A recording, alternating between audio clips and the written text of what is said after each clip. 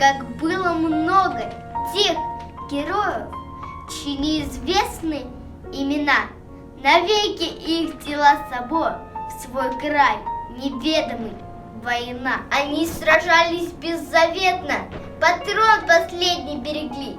Их имена приносят ветром, печальным ветром той войны. Порой слышны на поле боя через десятки мирных лет.